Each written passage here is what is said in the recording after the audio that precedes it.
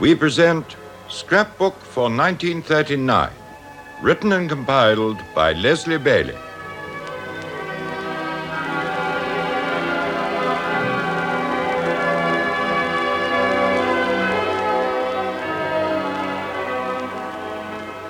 The page is turned by Freddie Griswold. 1939, 18 years ago. Ladies and gentlemen, let me make one thing clear.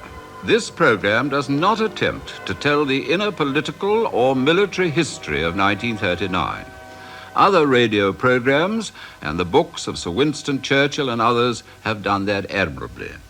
Scrapbook for 1939 is concerned rather with the foreground of the year, with events as they seem to the ordinary people, the little things that made up life as well as the big ones, our changing moods as the months went by, the things we talked about in the home, read in the newspapers, saw in the cinema, heard over the radio.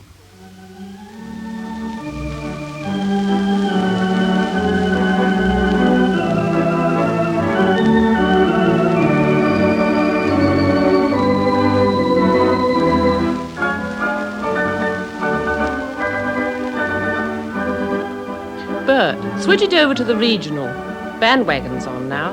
Oh, so it is.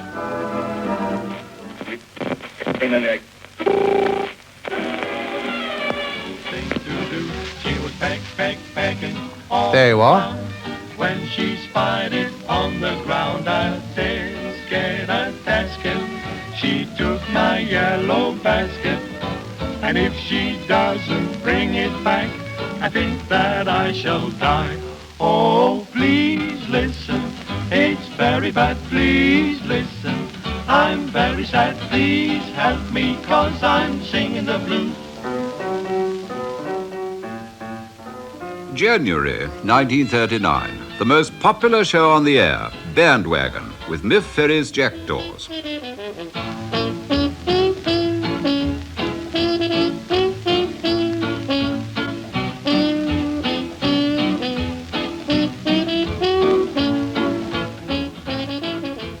Every Wednesday night on the regional.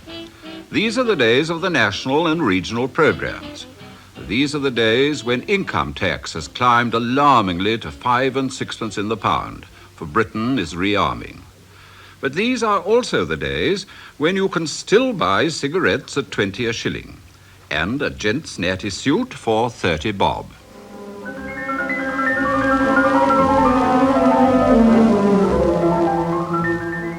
At night, every town is a blaze of neon signs, and floodlit greyhound tracks, and dirt track races, and ice rinks, and cinemas.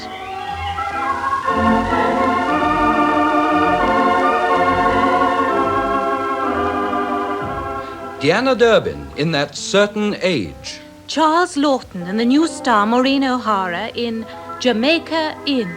Betty Davis in Dark Victory. Confessions of a Nazi Spy.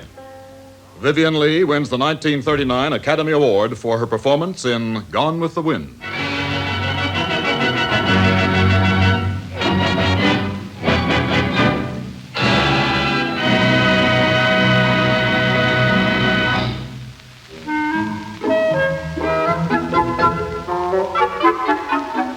London.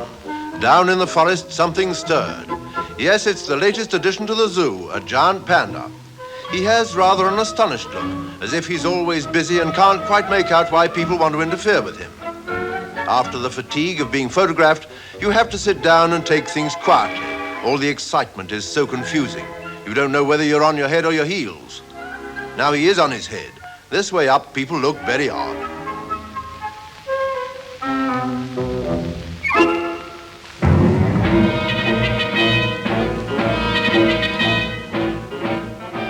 Spain. After 2.5 years of civil war, the government stronghold in the south of Spain has capitulated. Insurgent troops of General Franco's army hurry in to take possession of Barcelona.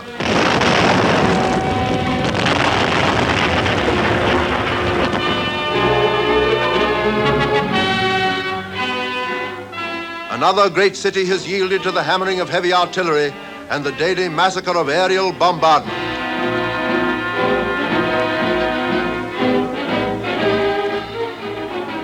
Italy. Signor Mussolini appears before a great crowd in the Piazza Venezia. He says, the splendid victory at Barcelona is a chapter in the history of the new Europe which we are in the act of creating.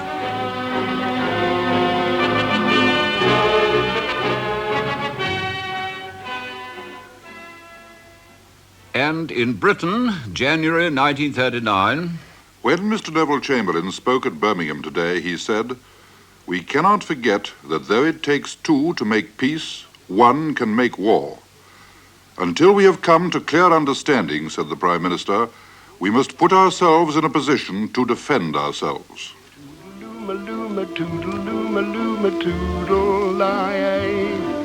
Any umbrellas, two men today. He'll patch up your troubles, then go on his way singing toodaloo-ma-loo-ma toodalay, toodaloo-ma-loo-ma toodalay. Any umbrellas, two men today.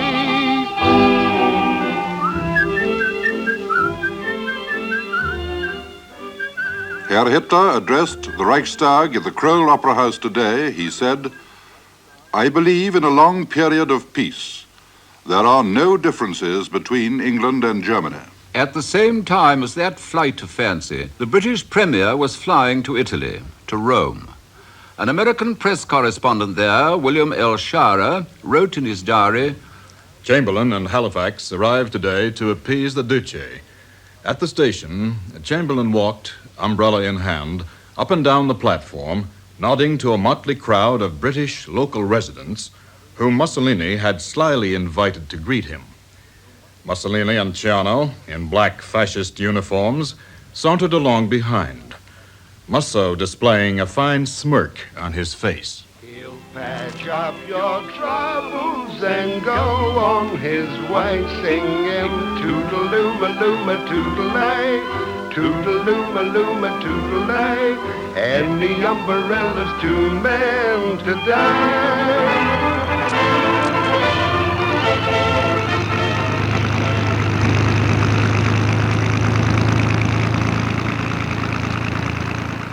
The Spitfire, an 8-gun single-seater, probably the world's fastest fighter aircraft, is now being mass-produced for the RAF.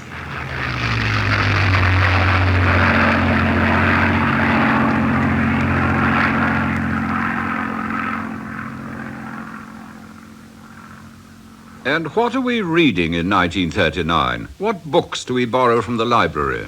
The Fate of Homo Sapiens by H.G. Wells. Nanking Road, a new novel by Vicky Baum. Finnegan's Wake by James Joyce. No one, a critic remarks, can honestly say in detail what this book is about, except the author. How Green Was My Valley by Richard Llewellyn. How green was my valley then, and the valley of them that have gone. Beautiful were the days that are gone, and oh, for them to be back. The mountain was green, and proud with a good covering of oak and ash, and washing his feet in a streaming river, clear as the eyes of God. But the book with the largest circulation has only 45 pages. A copy goes through the letterbox to every householder in the kingdom. Call Lummy, look at this. National Service. The Armed Forces, Auxiliaries, ARP, Nursing Services, Mercantile Marines, Police, Fire Brigades, all calling for volunteers. How do you fancy your old man as a fireman, eh? February 1939. The Lord Privy Seal, Sir John Anderson, announces 12 regional commissioners are to assume supreme control if central government be interrupted. Huge notices erected at the foot of the Nelson column. Civil defense is the business of the citizen. Distribution of steel air raid shelters commences at Islington. And Mrs. Miniver, whose impressions of English life are appearing in the Times, takes her family to the town hall to be fitted with gas masks. And she writes of a very small child bursting into a wail of dismay on catching sight of its mother disguised in a black snout. The mother's muffled reassurances. It's only Mum, duck. Look, it's just a mask. Like Guy Fawkes, see? February the 22nd.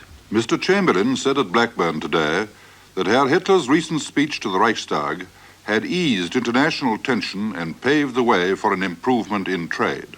February the 25th. King George VI launches Britain's latest battleship on the Tyne. I named this ship King George V. May God bless her and those who serve in her. She's starting to move. There she moves, there she goes.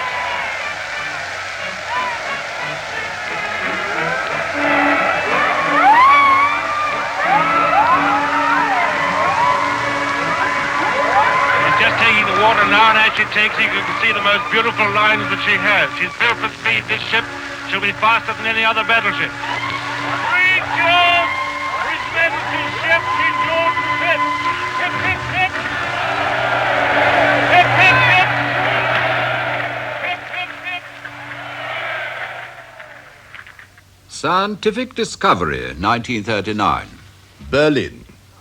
The physicists Hahn and Strassmann have published a paper in which they give an account of the chemical nature of the new isotopes. And investigation by other scientists suggests that the uranium nucleus has indeed broken into two parts of equal mass, forming atoms of barium and krypton. This phenomenon is accompanied by the release of great energy, and the name nuclear fission is suggested for it. But this attracts little popular interest. More to the public fancy is March 1939. The Theatre Royal, Drury Lane.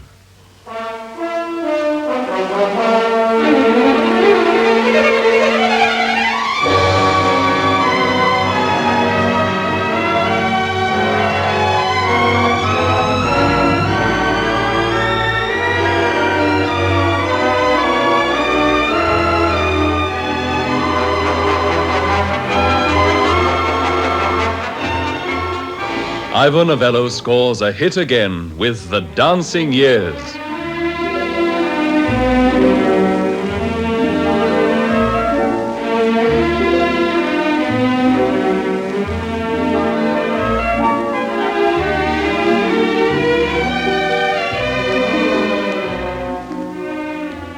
The nights are drawing out now.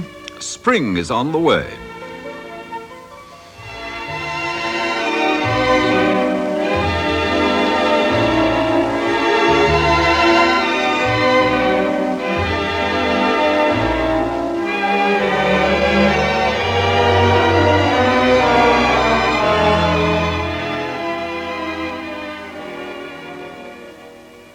We are thinking of the summer days ahead, of holidays, of cruises.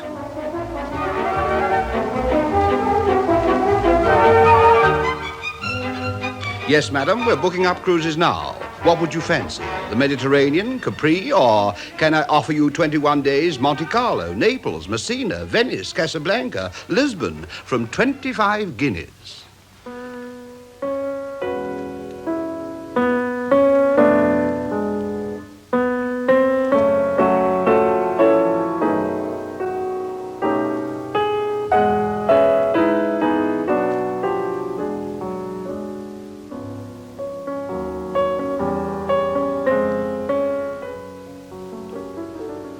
And in England, in that March of 1939, the Prime Minister, Mr. Chamberlain, tells press correspondents in the House of Commons that Europe is settling down to a period of tranquility.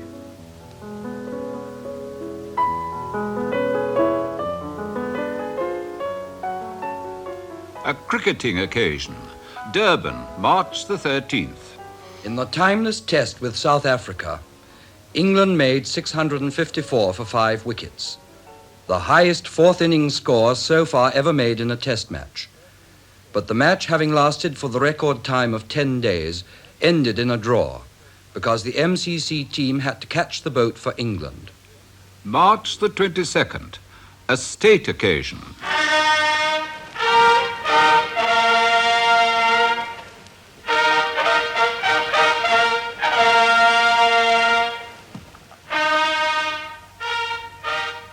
From the stage of Covent Garden Opera House, trumpeters sound a fanfare to open a royal gala performance such as London has not seen for 30 years, since the days of Edward VII.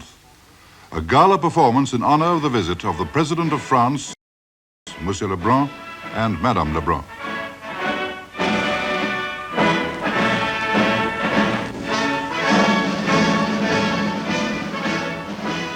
In the vestibule of the theatre, Their Majesties the King and Queen receive their guests. While from a box, BBC listeners hear a commentary on the magnificent scene. The order has gone forth, full ceremonial dress, brilliant uniforms and decorations. It's a scene redolent of centuries of tradition and adventure and culture. And as the audience awaits the arrival of Their Majesties, the commentator, Olga Collett, has a little adventure of her own. Well, the interest is still centering in the house. The house lights are still fully up, and people in the stalls are looking round, waving their gaily decorated and tasseled souvenir programs to attract the attention of friends in the boxes. In fact, there is one gentleman just below the ambassadorial box who appears to be waving directly at me. I can't believe it could be true, but just in case, because I'll never lose a chance, I would wave back. Oh, no, I don't think it is me. It's for the rather pretty girl in the box next door. Anyway, that was worth trying, even if it didn't come off. Up the grand staircase, King George escorts Madame Lebrun, and Queen Elizabeth is on the arm of the French president. They enter the royal box, the audience stands, the anthems are played. It's a great occasion as two heads of two great powers find thus their relaxation in the same cultural entertainment.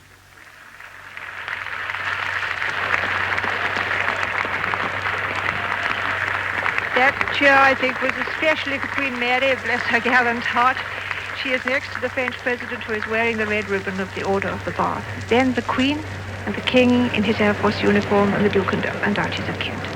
And now the house lights are dimming, and the house is settling down. The footlights are on. I can feel the heat of them coming right up into my face. Mr. Constant Lambert is in his place and has just tapped to be ready for the first chords of the overture which are to start the performance.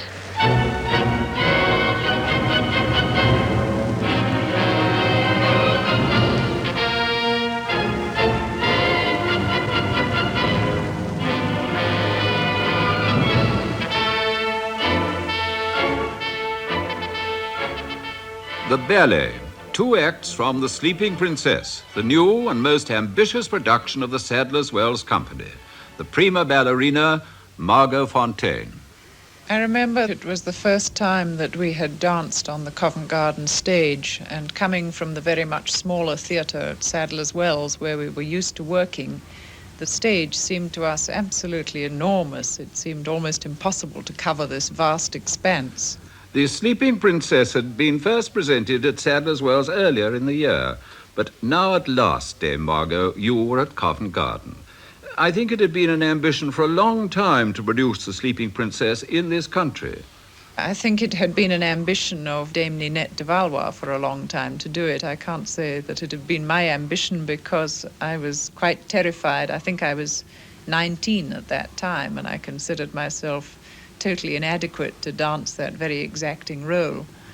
I remember that it was rather frightening dancing in this very vast, rather cold theatre, because at that time Covent Garden was not in use all the year round. The huge stage didn't have all the scenery for other productions stacked around that it now has, which gives it some kind of warmth and atmosphere. It was quite bare except for our rather meagre scenery from Sadler's Wells.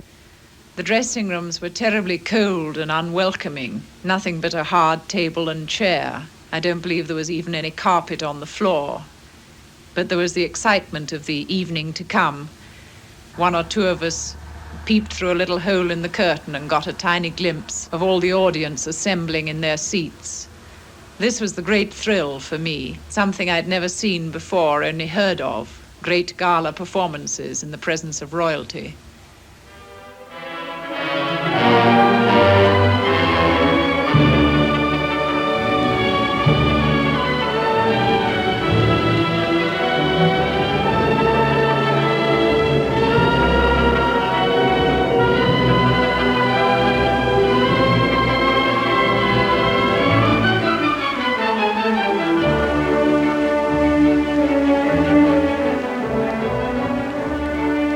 I looked through the curtain for a second, and there I saw men in the most marvelous uniforms covered in medals, women wearing furs and white gloves, and tremendous jewels, with wonderful tiaras glinting all round the house. I think that was the great excitement for me, was this marvelous audience. Of course, in those days I didn't take much notice of the history of ballet, but I suppose now, when I think back on it from such a long distance, it was perhaps the first moment at which the Sadler's Wells Company was recognized as the national ballet of Britain, and in that respect was an early landmark in the history of our company.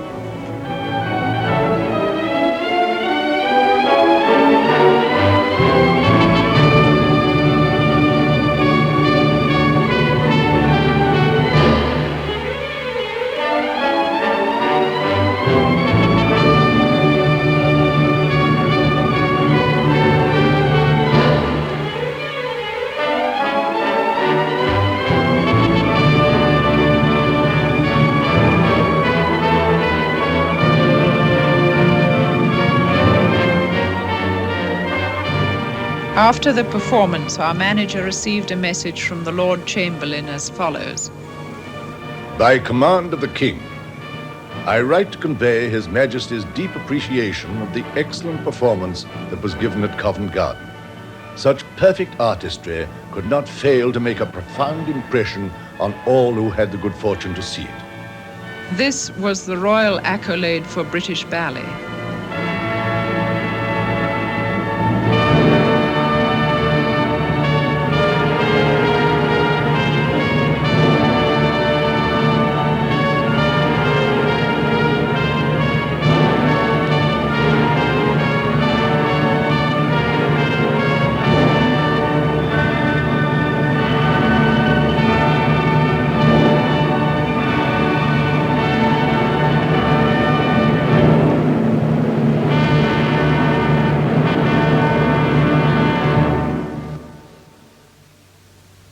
A brilliant occasion. And then, almost immediately, Germany invades Czechoslovakia. Mr. Hacker, the Czech president, signs away his country's independence. It is hardly 6 months since Munich, since Hitler, at his meeting with Mr. Chamberlain, said, "This is the last territorial claim I have to make in Europe." Now it is early spring. Now Hitler is in Prague. In a blizzard, his tanks roll into the capital. An eyewitness, Mr. H.B. Smollett, a London journalist, tells BBC listeners what he saw from the window of his hotel bedroom in Prague. Here is what I saw. An endless column of open cars, dirty grey juggernauts, mud splashed with frozen snow clotted on the windscreens, and robot-like figures of men sitting in them with empty faces of stone under grey steel helmets and goggles, with light machine guns held between their knees, pointing upward toward the rooftops and windows and sideways at the crowds which lined the streets. And then suddenly the whole column stopped. Just a couple of 100 yards up the road, a tank had come stuck. It hadn't broken down. It had had to stop. For between that tank and the other car, the people had suddenly surged forward and formed a barricade of human bodies. Civilians in black coats and in yellow macintoshes, men and women, even children. And there they stood, solidly facing the German tank. There they stood, holding each other by the hand, and they sang the Hroma Peklo, the age-old song of Slav defiance, which had always been hummed in secret by the Czechs while they lived under the tyranny of the Habsburgs. And the people cried it into the faces of the conquerors. "Thunder and hell, your rage is in vain," the refrain rose up from the streets. And the low grey clouds poured snow down onto the square of St. Wenceslas. In England, the effect is emphatic. The Prime Minister, speaking at Birmingham, announces an about-turn in foreign policy. The phase of appeasement is over. Sharp note to Hitler. Britain will not recognize military conquest. Prime Minister gives pledge. Britain will aid Poland in event of attack on Polish independence. And soon it is April. Now the blossom is coming on the trees. It's the season when, according to the poets and songwriters, a young man's fancy should turn to, well, the sort of thing that Eve Beck is singing about. Sweetest song in the world is sung when lights are low and your heart is young. Another Nazi invasion. Annexation of Memel, the seaport of Lithuania.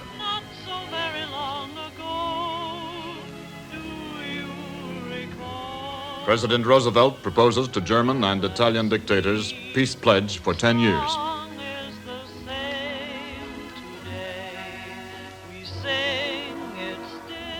British ambassador withdrawn from Berlin. For it is love and love alone can bring to you the sweetest song in the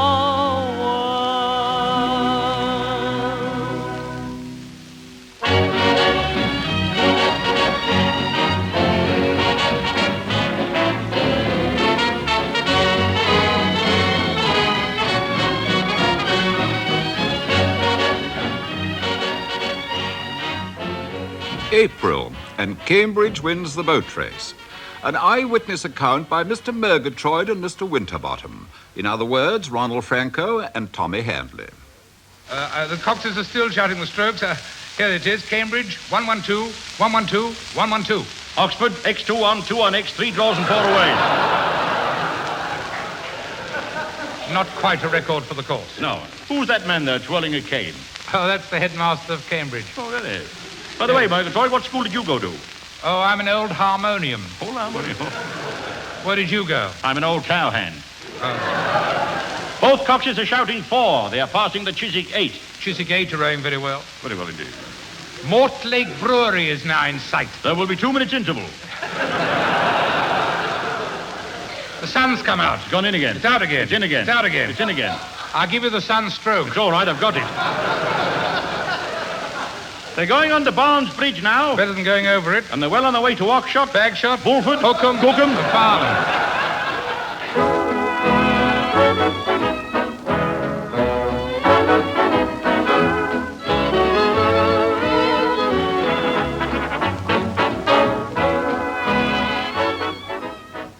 April the 7th, Italy invades Albania. Germany's 35,000-ton battleship Tirpitz launched at Wilhelmshaven. Mr. Churchill warns the government the danger is now very near.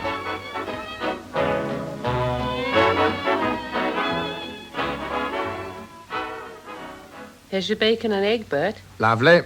Anything in the paper today? Well, it's old Nasty's 50th birthday. There's a whole page of pictures of him. It says, taken during the speech to the Reichstag when he denounced 2 pacts. What? Only 2? There's an interesting bit here about how his speeches are stage managed. It says, the script of the Führer's address is marked to enable him to raise his voice in emphasis at the correct moment. Field Marshal Goring leads the applause and takes his cue from a copy with marked passages. Well, can you believe it? See this? Britain announces compulsory military training. Oh, Bert. Why did my heart go boom? Me and my heart go boom, boom, doody boom, 'cause I love you. Boom. Boom, the popular hit from the review at the Little Theatre. Everywhere, in theatre and cinema, there's a demand for light entertainment. As Mr. J.B. Priestley puts it, a natural desire among people living in a state of tension for release in fun and nonsense. And there is also this summer a significant desire to seek the beauty of great music.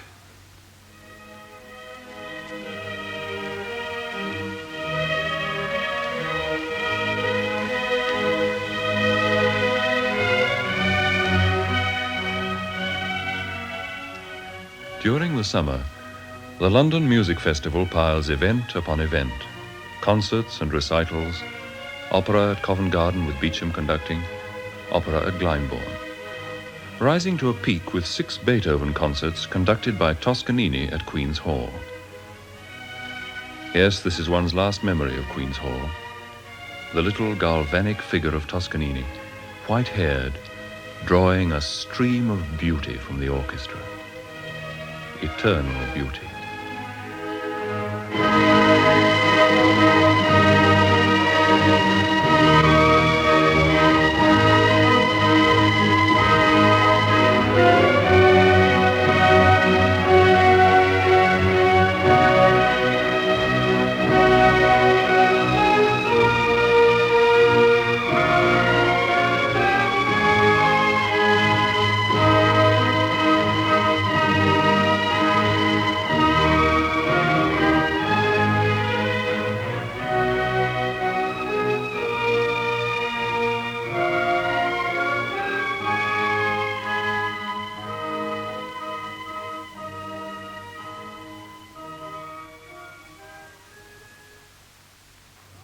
Midsummer.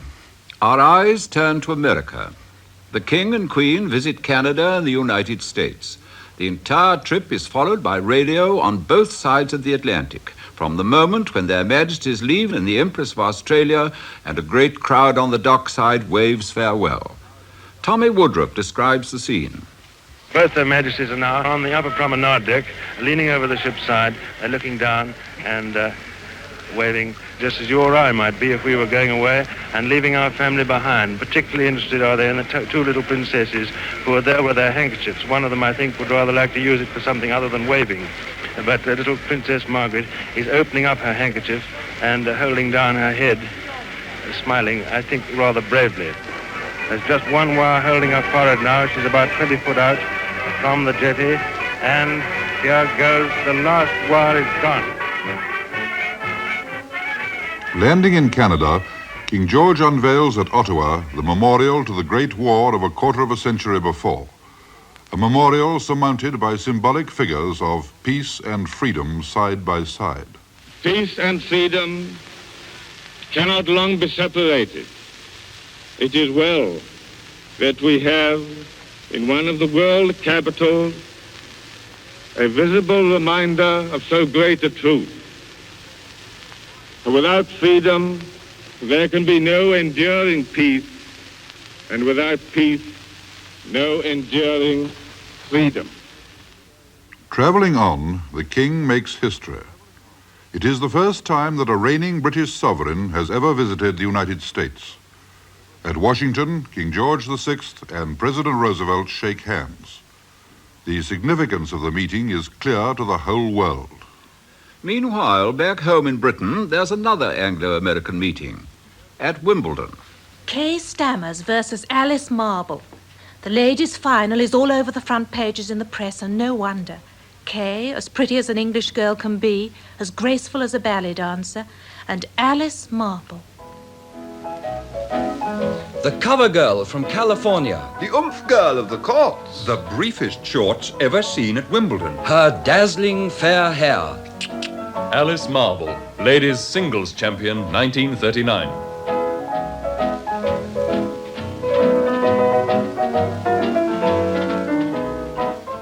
I myself well remember the Alice Marble Kay Stammers final. I was at Wimbledon that day. Miss Marble, with her fine service and volleying power, carried too many heavy guns for Kay, who was all grace and agility, but whose backhand was apt to betray her under pressure. But it was a delightful game to see because both girls moved about the court so beautifully. I find the memory of it rather poignant.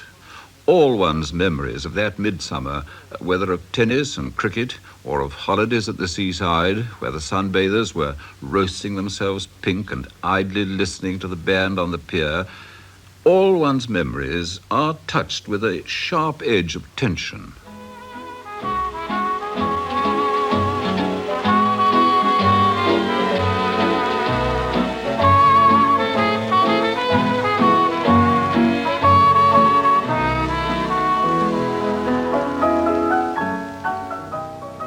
New Nazi threat to Danzig, the free port on the Baltic. Sir Malcolm Campbell establishes a new British water speed record, 141.7 miles an hour on Coniston Water. British mission to Moscow seeks Anglo-Russian pact. The BBC announces a new variety entertainment to be called It's That Man Again, commencing July the 12th. The first batch of British conscripts, aged 20 to 21, has been called up by the end of July. August the 9th. A test blackout is practiced over nearly half the country. The nights are drawing in again now, and Mr. Scharrer, the American journalist in Germany, writes in his Berlin diary, August 21st. The German radio suddenly stopped in the middle of a musical program, and a voice announced that Germany and Russia had decided to conclude a non-aggression pact. The announcement was as much of a bombshell for most of the big Nazis as for the rest of the world. Not more than a dozen persons were in on Hitler's secret. RAF and Navy reserves called up. Ribbentrop flying to Moscow. Nazi press fury against Poland reaches new peak. World leaders make appeal for peace. The night of August the 23rd in Berlin. It looks like war tonight. Across the street from my room, they're installing an anti-aircraft gun on the roof of IG Farben. German bombers have been flying over the city all day. It may well be that Hitler will go into Poland tonight. Many think so. But I think that depends on Britain and France. The British government's attitude, no more aggression, is made abundantly clear to Hitler. But Hitler is unyielding. He says he must have a free hand in Poland. He says his patience is almost exhausted. But as for the British people's attitude, mass observations send out their observers to take a census. Today, August the 31st, only 18% of those we questioned would admit that they expect war.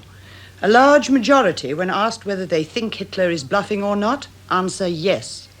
To a large extent, I think this is wishful thinking. Early the following day, Poland is invaded. Today, September the 1st, 43% of the people questioned say they'll be glad if war comes to get it over. Better to have done with it, they say. Let's get it over. Friday, September the 1st. We're on number 12 platform at Waterloo Station, one of the 10 big metropolitan stations that are engaged today on the evacuation of London's school children. The train's in and the children are just arriving, coming along in their school groups with a banner in front saying what school they are.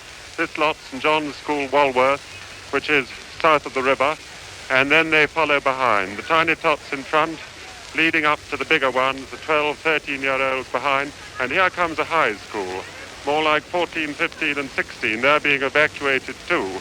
I'd like to try and find one of the teachers who's going with them. Yes. Are you going with them? Yes. Tell us now how many you've got to look after here. I've got 141 children and 16 people helping. They've come from one of the poorest districts in London, very near the famous Elephant and Castle, which no doubt many people have heard.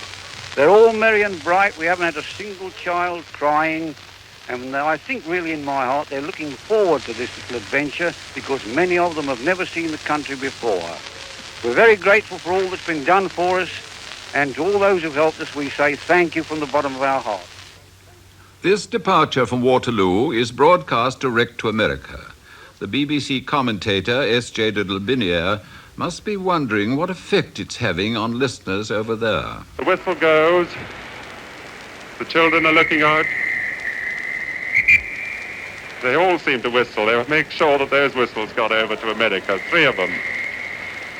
The gates are shut at the end of the station, and in a moment this train moves out to an unknown destination.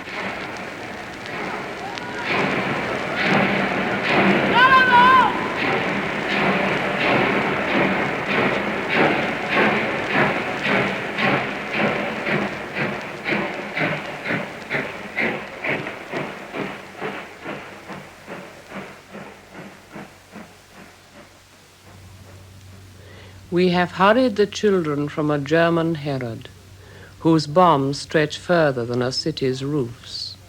We have brought them westward, across the Pennines, to where the sea like a squadron moves.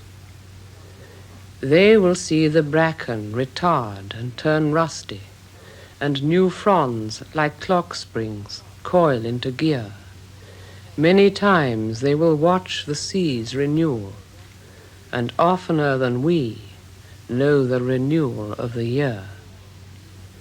In farms among the hills and in small mining towns, safe the unmartyred innocents lie. But on the frozen cradle of Europe, the infant Jesus is left to die. Saturday, September the 2nd, 1939.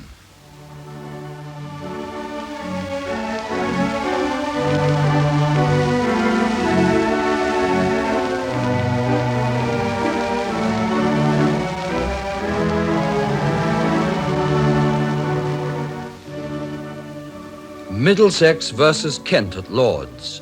Match cancelled. Emergency session of Parliament. Weekend social appointments mostly cancelled. Harrogate Dog Show carries on. British ultimatum to Germany. This is the BBC Home Service. Sandy McPherson at the organ.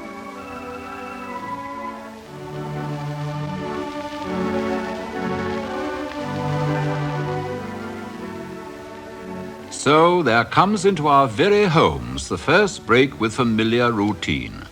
BBC Home Service. Gone are national and regional.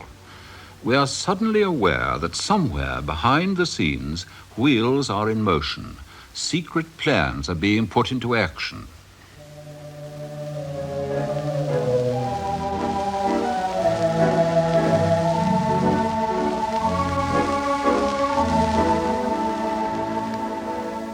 The Radio Times, on sale only yesterday, is scrapped.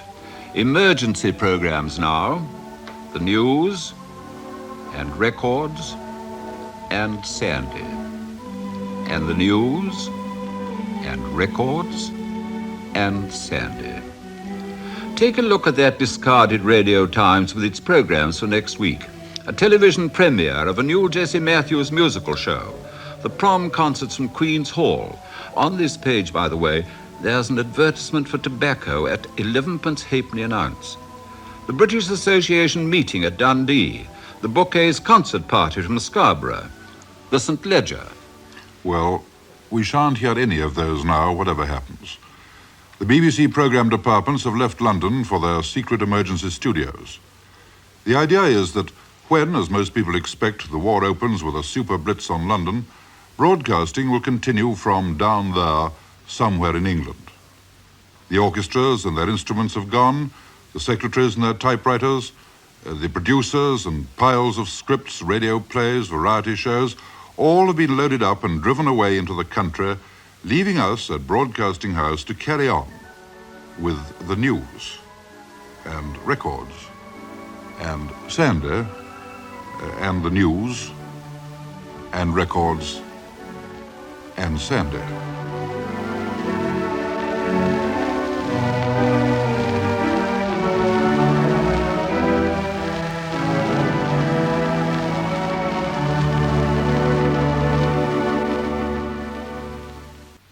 Sunday, September the 3rd.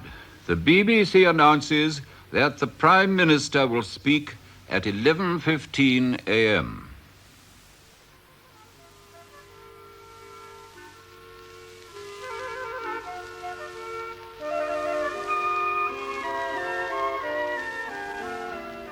The Overture, Di Ballo, by Arthur Sullivan.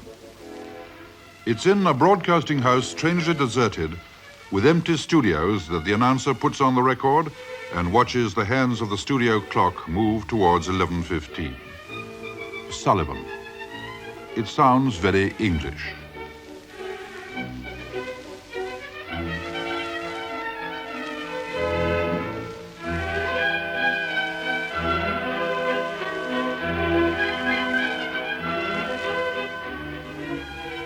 I look out from a window of Broadcasting House. Glittering in the sunshine, I can see the lovely slender spire of All Souls built by John Nash. I can see a policeman down there on point duty wearing a tin hat. A pillar box with a yellow square of gas detector paint on the top. The block of flats opposite sandbagged like a fortress, and a woman at the window there making a cup of tea. And yes, she's listening to a wireless set.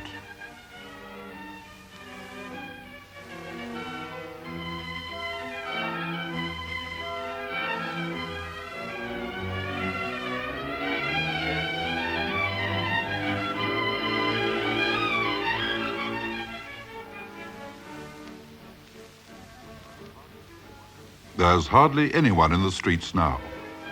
I can only see a cat prowling around a dustbin.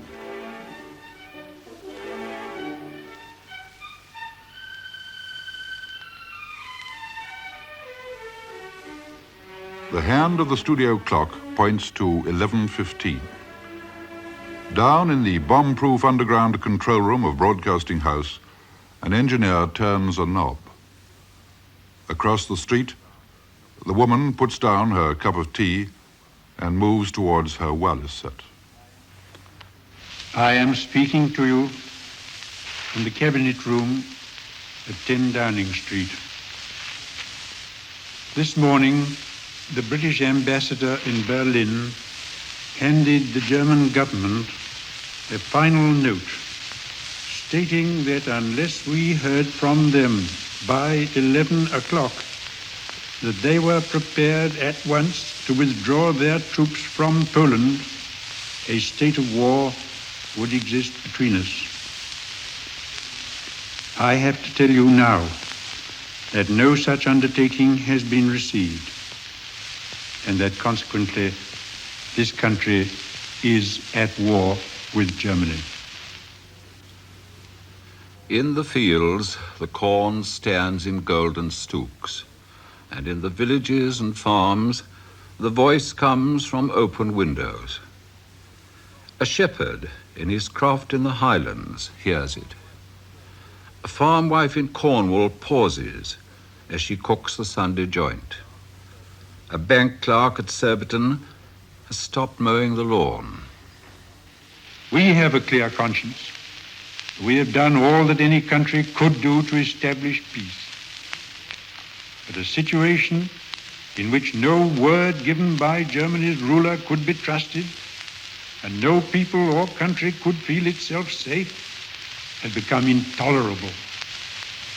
And now that we have resolved to finish it, I know that you will all play your part with calmness and courage. A young miner sits with his wife in their cottage door in the Rhondda. A family on the beach at Bournemouth is gathered round a portable. The wardens of an ARP post in Coventry have stopped whitewashing the entrance. The crew of a tramp 500 miles out from Land's End stand silently around the door of the wireless cabin. Now may God bless you all, and may he defend the right. For it is evil things that we shall be fighting against.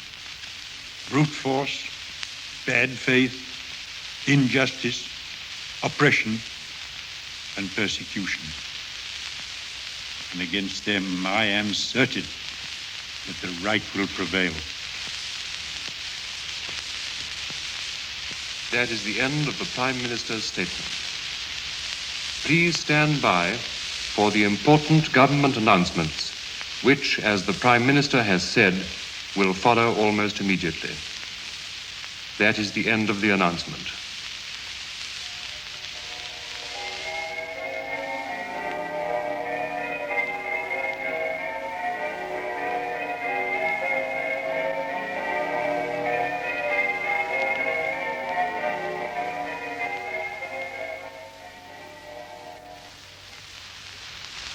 This is London.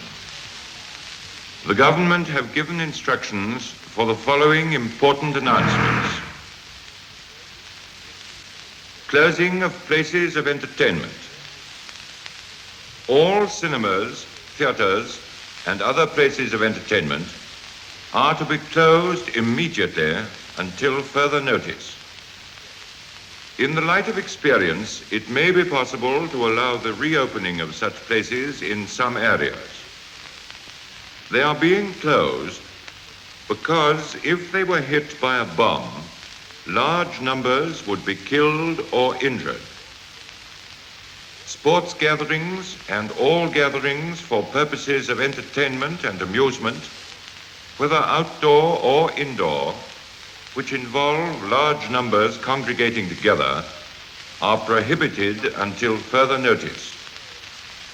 This refers especially to gatherings for purposes of entertainment. But people are earnestly requested not to crowd together unnecessarily in any circumstances. Churches and other places of public worship will not be closed. Among those listening to this announcement on September the 3rd, 1939, is Mr. Winston Churchill, at that date not a minister of the government. He writes in his book, The Gathering Storm, the Prime Minister had scarcely ceased speaking when a strange, prolonged wailing noise, afterwards to become familiar, broke upon the ear. My wife came into the room, braced by the crisis, and commented favorably upon German promptitude and precision, and we went up to the flat top of the house to see what was going on. Around us on every side, in the clear, cool September light, rose the roofs and spires of London. Above them were already slowly rising 30 or 40 cylindrical balloons. We gave the government a good mark for this evident sign of preparation. And as the quarter of an hour's notice, which we had been led to expect we should receive, was now running out, we made our way to the shelter assigned to us.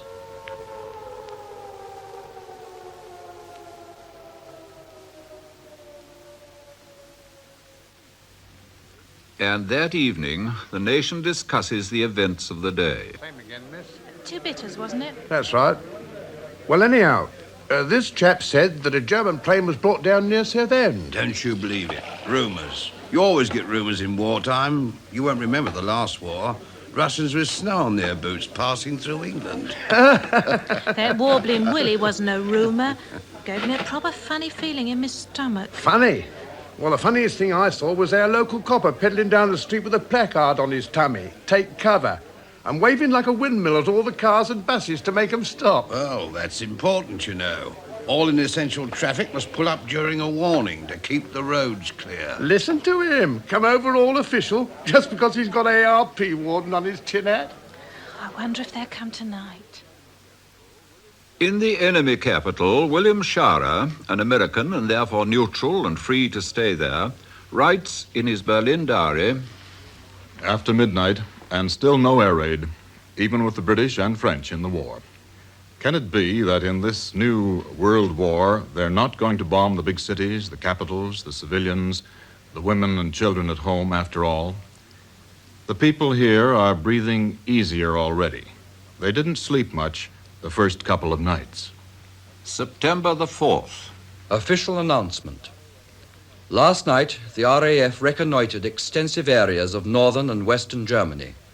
They flew unmolested and dropped 6 million leaflets. September the 5th. Very strange about that western front. The Wilhelmstrasse assured us today that not a single shot has been fired there yet. Indeed, one official told me, though I doubt his word, that the German forces on the French border were broadcasting in French to the poilus, "We won't shoot if you don't." So begins the astonishing first phase, so totally unexpected by us all. Mr. Chamberlain calls it the Twilight War. Many people call it the Phony War.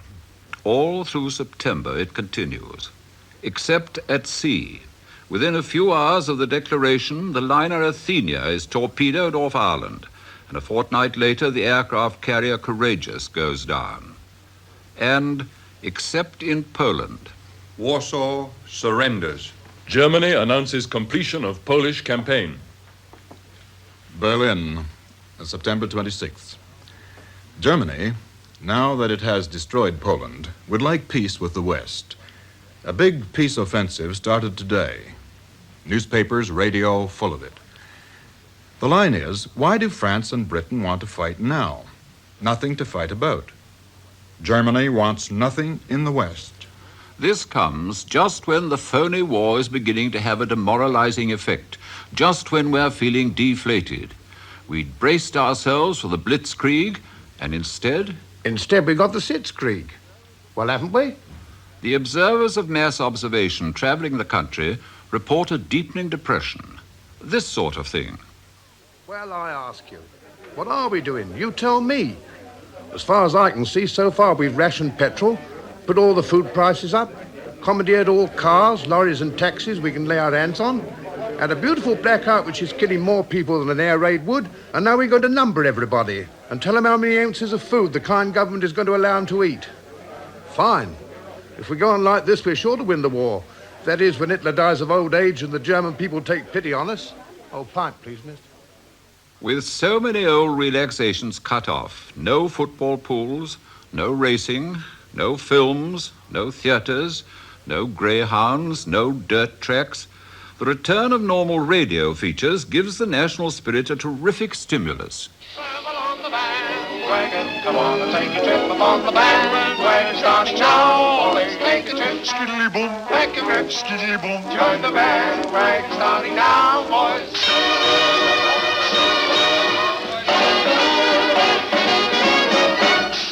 Here we are, everybody, with another bandwagon. Oh, I wish we could find a new way of starting this show besides you saying that. No, stop it, Big. We had all that out last week. Yes, but you must admit it gets a bit humdrum. Aye, proper humdrum. Aye, it's really humdrum. We had that out last week, too, didn't we? Well, let's tell them the joke about old Nasty's father and mother. No, the censor had that out this morning, if I remember rightly. Oh, yes. In any case, Big, remember what we agreed? We were going to give old Nasty a rest this week and talk about something else for a change. Yes, but you feel you'd like to say something about him. You know, he's pinched a lot of our publicity, hasn't he? I mean, he's had his name in the paper every day this week. Anyway, Mrs. Bagwash isn't worried about him. Oh, she doesn't care a hoot. She said to me this morning, it's no good them Germans sitting up in those balloons over London trying to frighten us because they can't. By the way, Big, who was the gentleman who came to the flat just as we were coming down to broadcast? Oh, that was the gentleman from the town hall. He said he called for the form that he left last Tuesday. What form? Well, the application form for the international refrigeration thing. You mean the national registration? That's right. Did you give it to him? Oh, no, I told him he didn't want to join. No, you silly little man. Arthur Askey and Richard Murdoch in Bandwagon. Thank goodness there was humor to defeat the boredom of the blackout.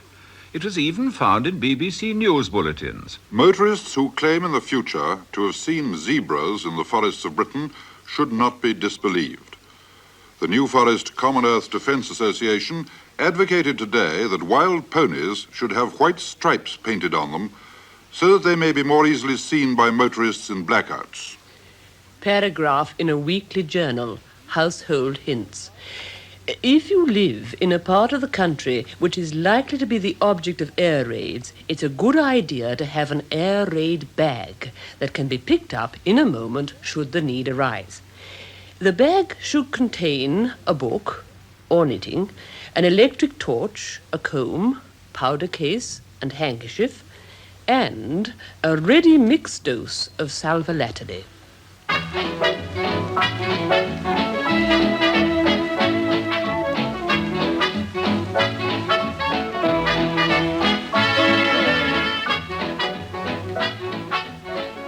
And all through the autumn, an easing of tensions. Blackout restrictions to be relaxed.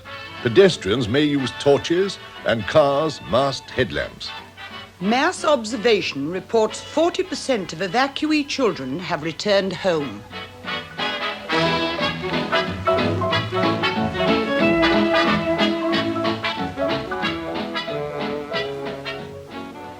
London theatres to reopen on a staggered hours basis. A cinema at Aberystwyth in the extreme west is the first to open. Then cinemas in so-called safe areas. For the memory of tinkling temple bells, alma mater yells, and Cuban rum and towels from the very best hotel. Oh, how lovely it was. And so it's Bob Hope again, singing with Shirley Ross in the film Thanks for the Memory. Of cushions on the floor, hashed with Dinty Moore, that pair of gay pajamas that you bought and never wore. Say, by the way, whatever became of those pajamas? Huh? We said goodbye with a highball. Then I got as high as a steeple. Did you? But we were intelligent people. No tears, no fuss. Hooray for us.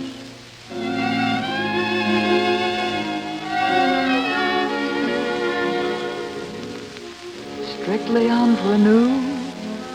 Darling, how are you? And how are all those little dreams that never did come true? Awfully glad I met you. Cheerio and toodaloo. Thank you. Thank you so much.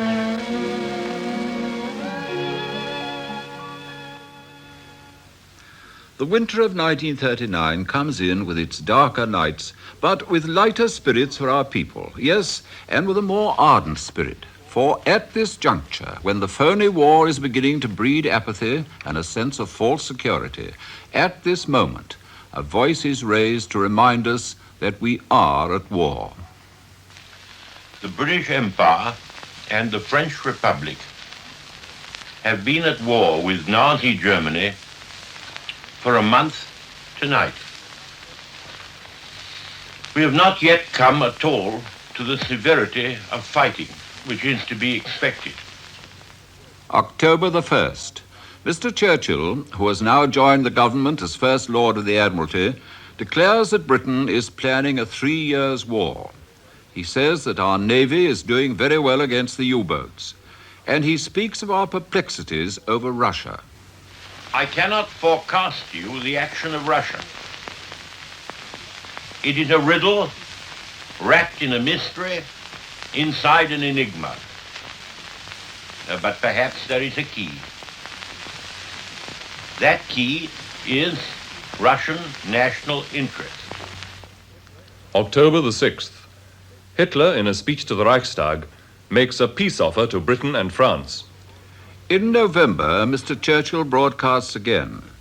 By then, a U-boat has entered Scapa Flow and torpedoed the Royal Oak, and German bombers have raided the Firth of Forth in daylight. You may take it absolutely for certain that either all that Britain and France stand for in the modern world will go down, or that Hitler, the Nazi regime, and the recurring German or Prussian menace to Europe will be broken and destroyed. That is the way the matter lies. And everybody had better make up their minds to that solid, somber fact.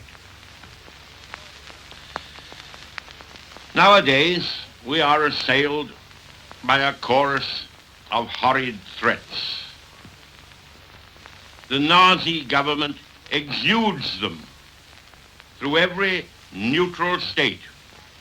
They give inside information of the frightful vengeance they are going to wreak upon us. And they also bawl it round the world by their leather-lunged propaganda machine. If words could kill, we should be dead already. This has a tonic effect. There's a new spirit rising, a sort of grim gaiety.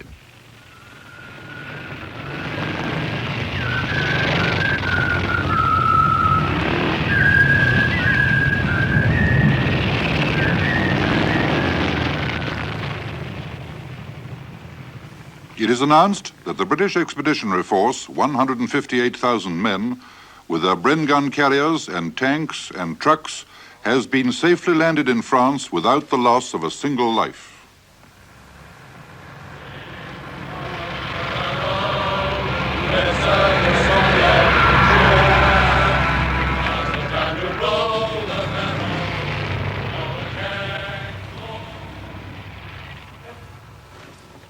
men and aircraft of the RAF are now established on French airfields. Run, rabbit, run, run, run. Test the ignition, Charlie. Okay, chum.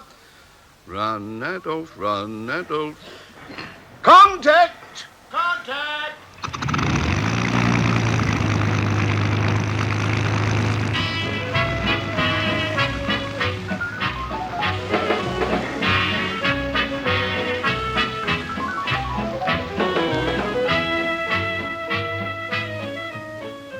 At home in Britain, a poster appears on the hoardings. Freedom is in peril. Defend it with all your might. Your courage, your cheerfulness, your resolution will bring us victory.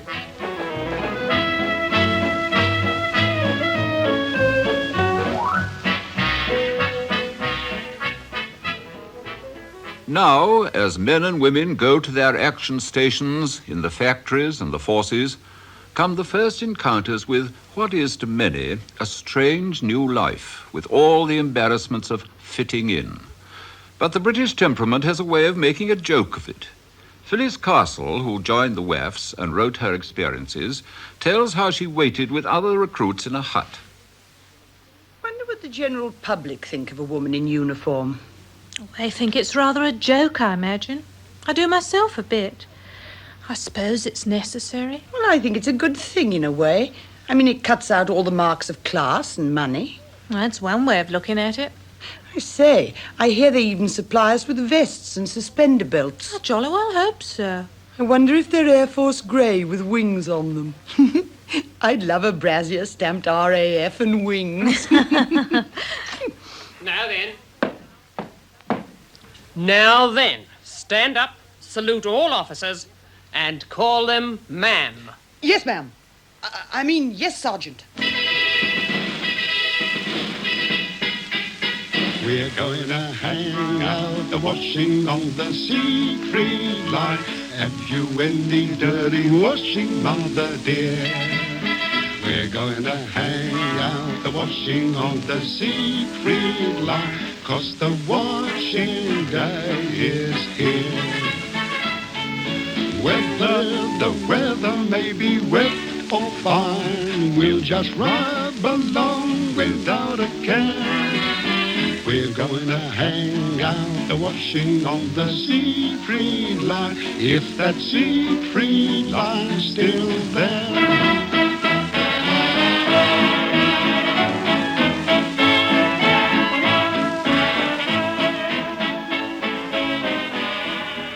While Flanagan and Allen sing in England, British troops take over a sector of the front line in France.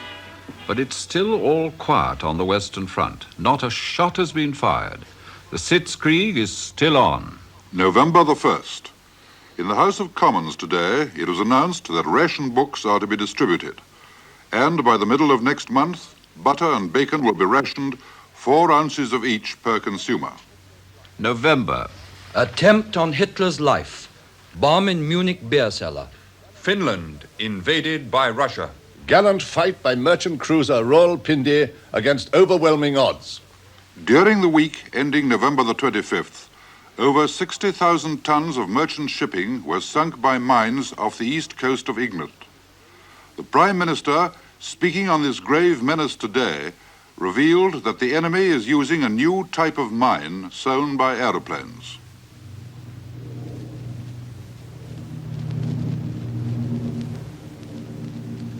Night has fallen over the flat country and the lonely waterways of the Thames estuary. A German plane is picked up by our searchlights near Schuberiness. It releases a parachute which floats down and deposits a large object in the mudflats offshore. Within an hour, at the Admiralty in London, Mr. Churchill is personally briefing his men for one of the most perilous missions of the war. Soon they're on their way to Southend by car. And in the early hours they locate the mine in the mud 500 yards below high water mark. It is the first magnetic mine. Next day, at low water, Lieutenant Commander Ouvry and Petty Officer Baldwin have a first go at this mysterious weapon, while Lieutenant Commander Lewis and able seaman Vearncombe take shelter at a distance. As they dismantle the mine, Ouvry and Baldwin give details of each operation to their colleagues over a telephone in case it should go off. Then Lewis and Vieuxcombe take their turn at the job. Piece by piece, the devilish machine is unscrewed and revealed.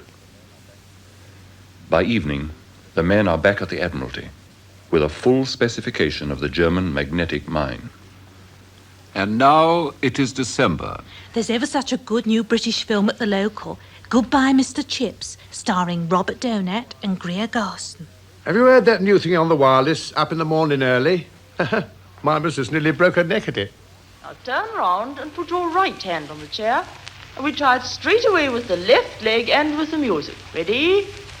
Now swing across to the side, across and out and up. Swing high and up and out, across to the side, across and stop. Suddenly, news of action comes from the other end of the earth. Ladies and gentlemen,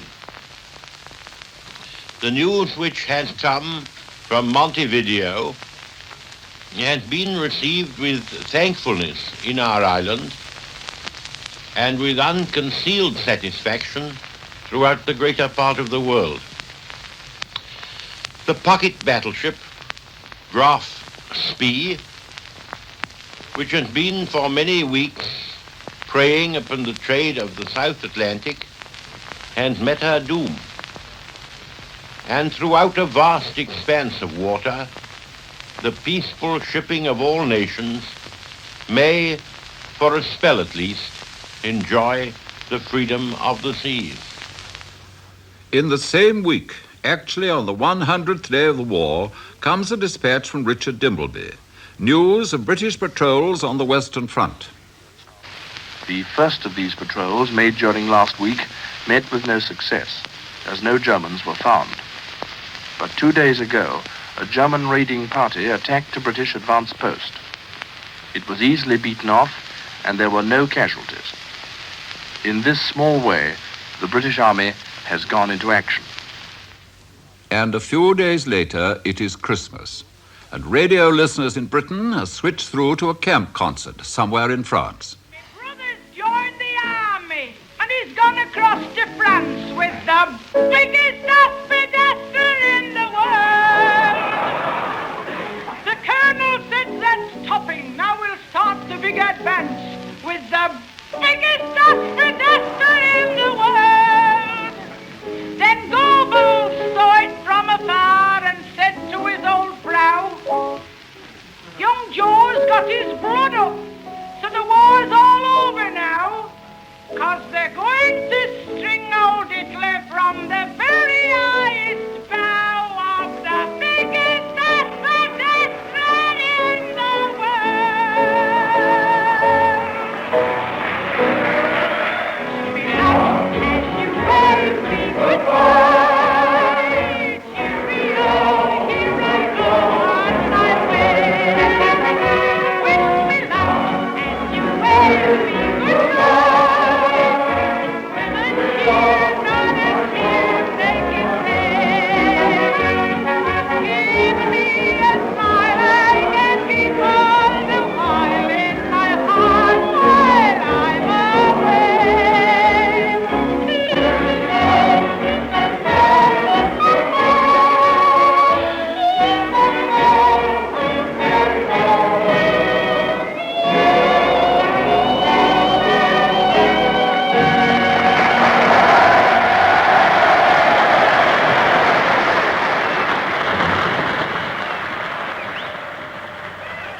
As those men cheer Gracie Fields, and as the listeners at home are linked by radio with them, the shepherd in Scotland, the bank clerk in Surbiton, the coal miner in the Rhondda, the men and women in the factories and forces, we may well reflect that this is a very different spirit from theirs in September.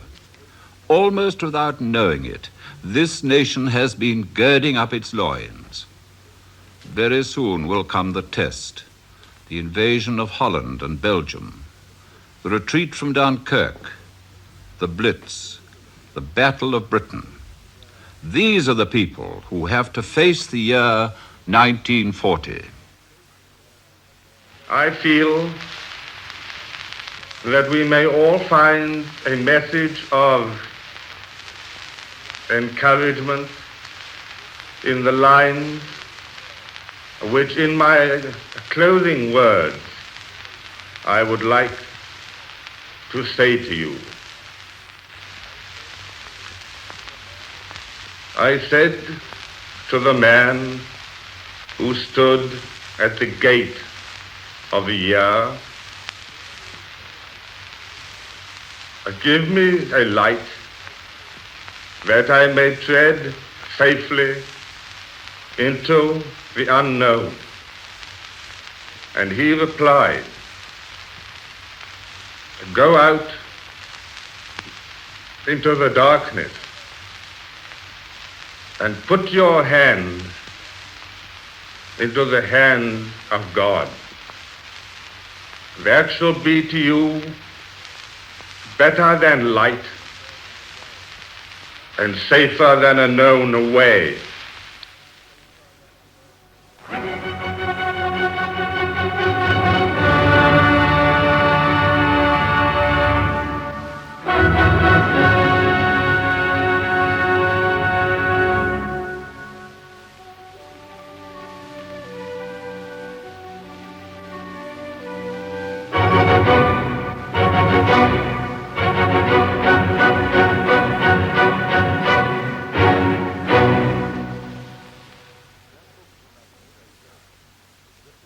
Scrapbook for 1939 was written and compiled by Leslie Bailey. The poem Carol for Holy Innocents' Day was by Norman Nicholson. In addition to the personalities mentioned in the program, those taking part were E.V.H. Emmett, John Snagg, Andrew Foulds, John Farrell, Mary Mackenzie, Ivan Sampson, Frida Bamford, Anthony Oliver, David Enders, Myrtle Reed, Eric Phillips, and Robert Vernon. The pages were turned by Freddie Grisewood. Production by Vernon Harris.